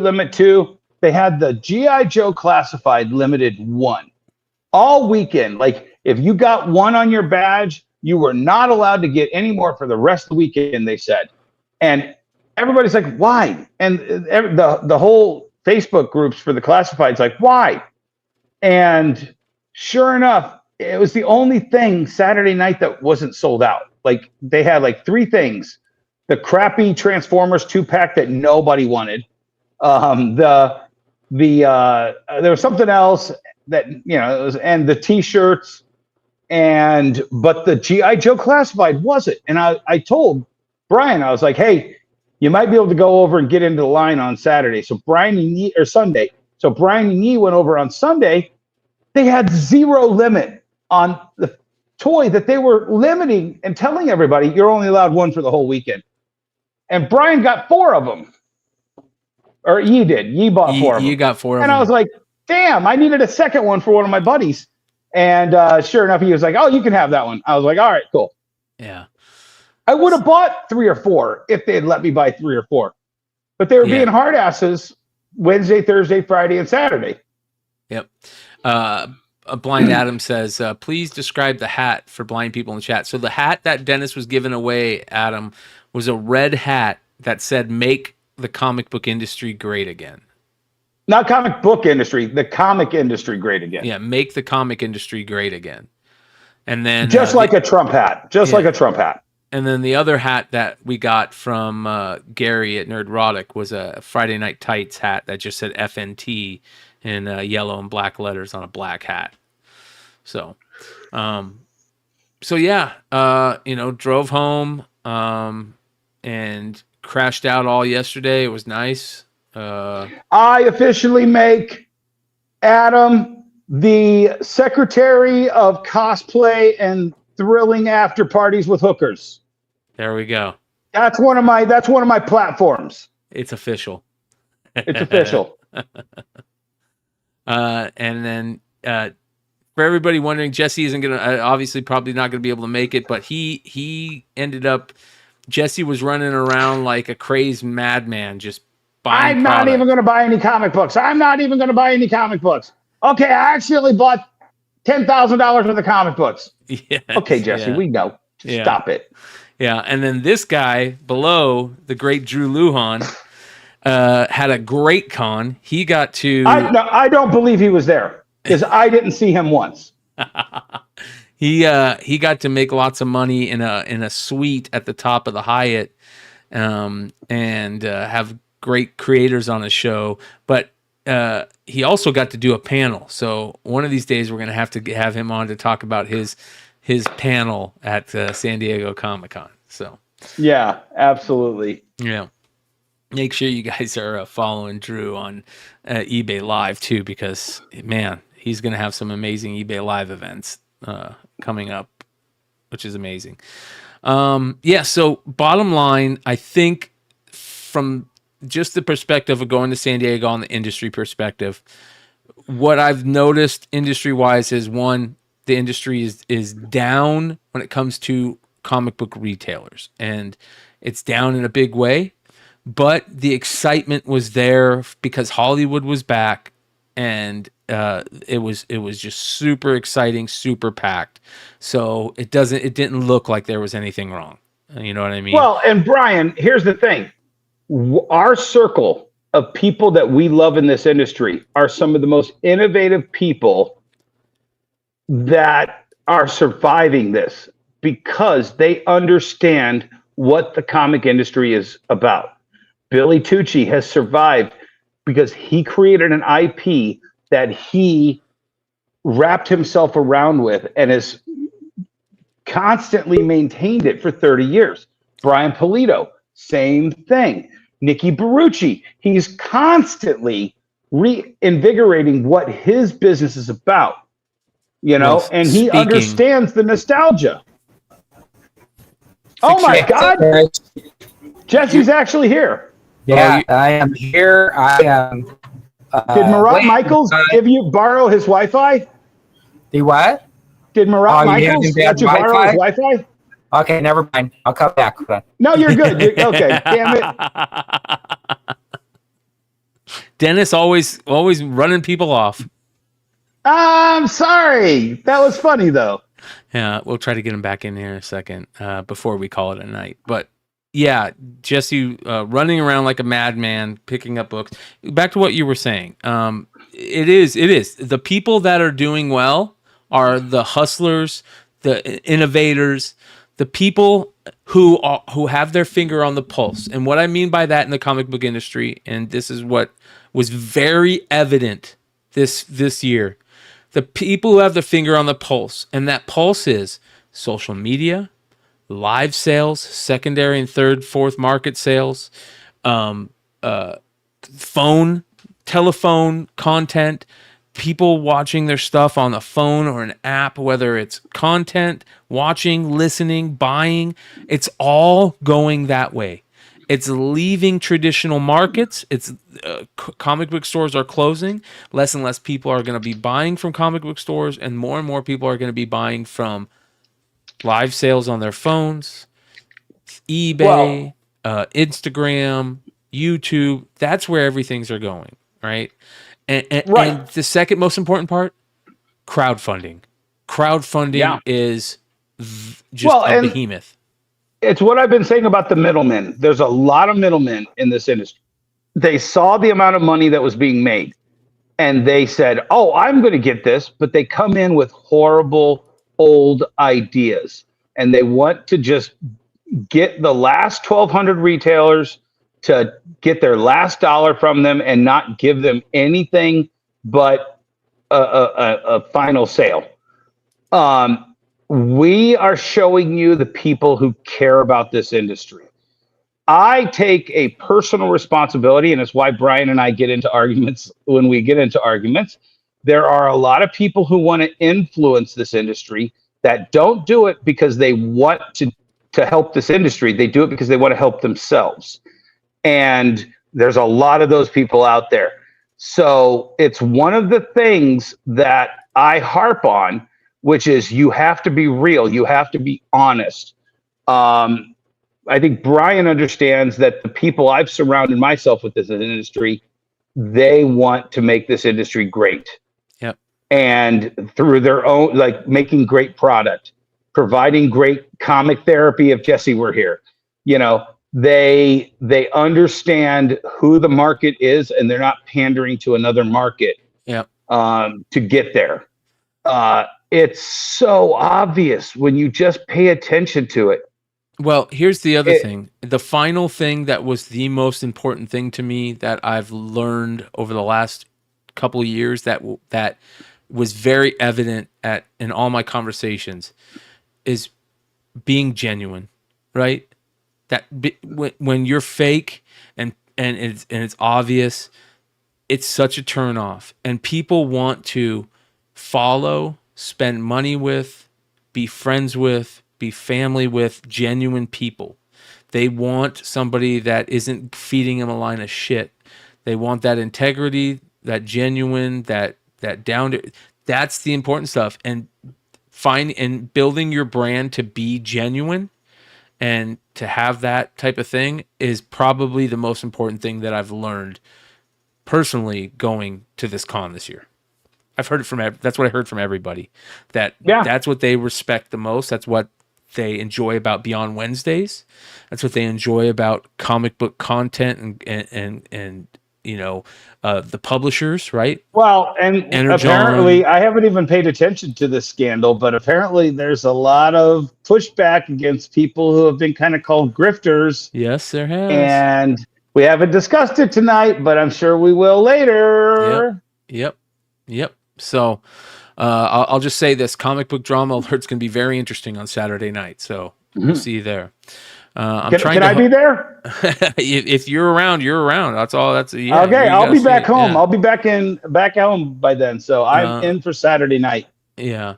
I where's Jesse? Jesse jumped in and then he scared him off, man. He scared him off. I'm sorry. He was using Whatnot's Wi-Fi. I can't not call that out. I want to try to get him on here, just at least give him a couple of words.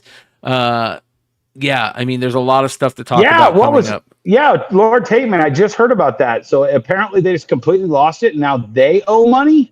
Yes, it's wow. It's fascinating. So, yeah, I mean, there's not that I'm losing any sleep over that.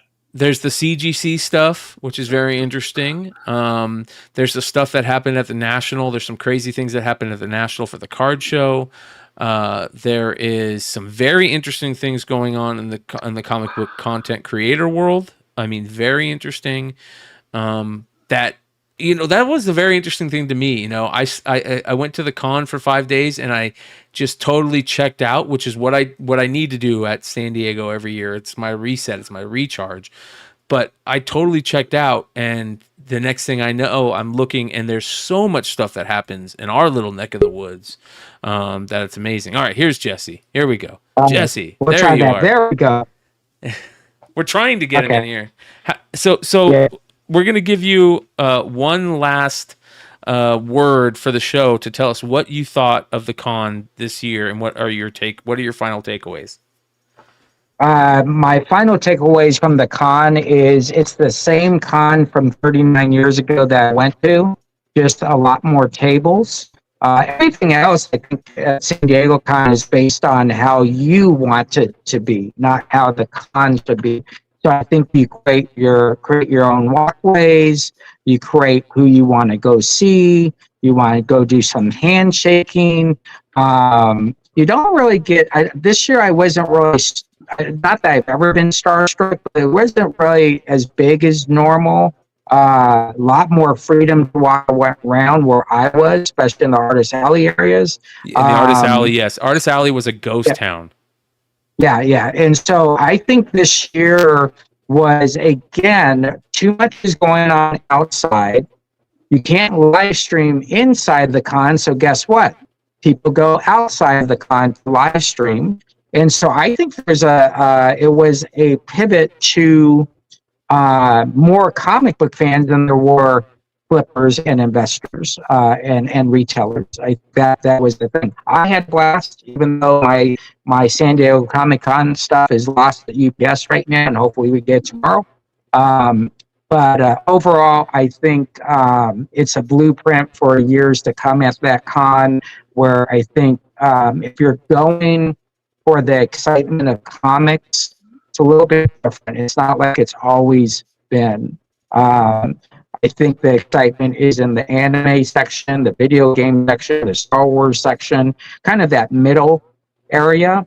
But the comic book side was a lot slower this year than normal. So, oh, there we go. Well, ladies and gentlemen, as a first, all three of us in the same city at the same time for a show. Let's not be the last, and next time we'll have better internet. So that being said, much love. Well, we to all should tell you them guys. also. Tuesday we were going to do a special show from Jesse James, but we couldn't pull it together in time. right. And we were gonna have me walking on behind Jesse shopping for comic books. We tried, guys. Oh, we lost Jesse again. Internet. I didn't do it that time. But But yeah, we're trying to bring you guys quality content, and we hope you guys keep watching, because we want to bring you the part of the industry that we love and we see. And I think the authenticity of the way we present it to you, you guys love it, and we're going to keep doing it. And the name list that we have after San Diego, you're going to have a hell of a rest of the year, guys. yes. I'm just telling you. That being said, we'll see you guys tomorrow night on Beyond Wednesday's Wednesday Night Review. Saturday night, we'll be back for Modern Comic Mayhem, comic book drama. Make sure to check us out on House of Stein on Friday night. I want to let me just take a quick look here and see if our boy Richie is going to be live tonight. Let's see here. You guys should definitely, if you get a chance, go check out Spec Media. And that's exactly what we're going to do. We're going to send you guys over there to Spec Media. Say hello. I might jump on and say hello over there for a little bit. And again, give that thumbs up, hit that subscribe button. Let us know what you want to see on this show specifically. We're always checking out the comments. We're always hearing about constructive criticism, and we're always listening. Trust me. We'll see you soon. Adios.